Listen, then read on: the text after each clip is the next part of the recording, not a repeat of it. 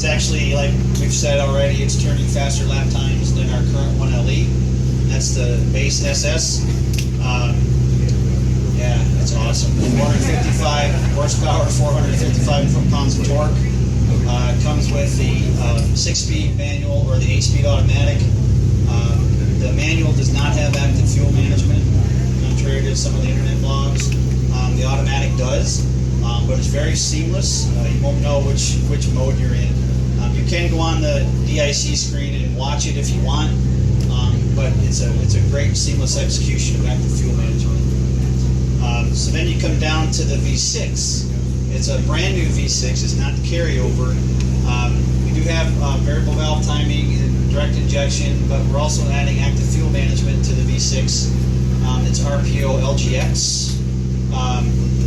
It's also got better fuel economy, and it's the horsepower and torque numbers are really nice. 335 and 284 foot-pounds of torque.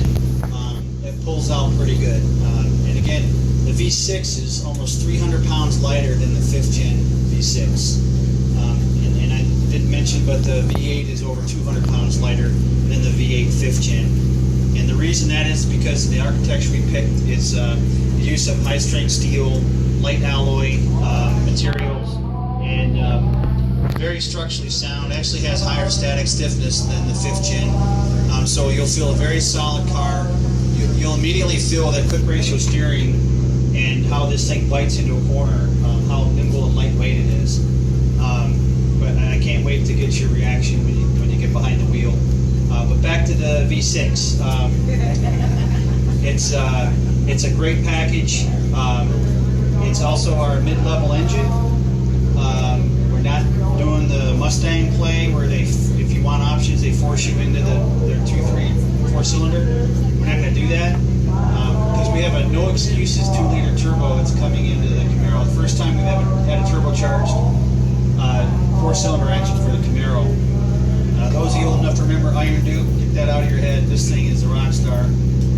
It is, we've redone the torque curve from the Cadillac program that also uses the same engine, and this thing it's a screamer. We don't have one here for display today, but the other thing is we don't want you to be limited in your selection, so you can get the different trim levels with the 4-cylinder, the 2-liter turbo. We're not going to limit you with your options just because of an engine. That would be a punishing thing to do, and we don't want to do that. We give you the choice.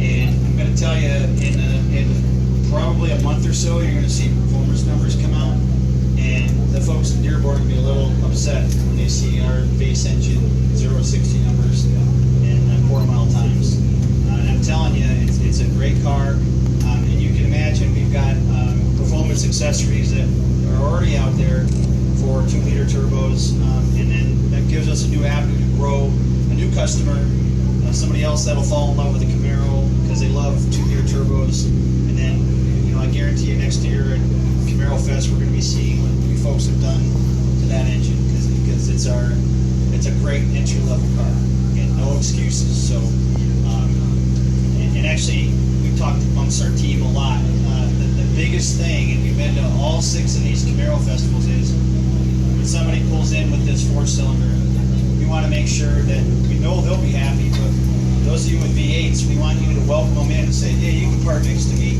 So, I mean, it's serious. That's kind of what kind of engine it is, and it'll be just a new member to the Camaro family. So that's kind of an overview of the 3 pillars that we went after. The styling, I think you'll agree that this chiseled styling matches the lightweight car and the improved performance. The technology, we tried to listen to everything that you told us about personalization that you love. If there's something we didn't give you, I don't know what that could be, except T-tops. Just dream on. And performance. You know this Camaro team will never rest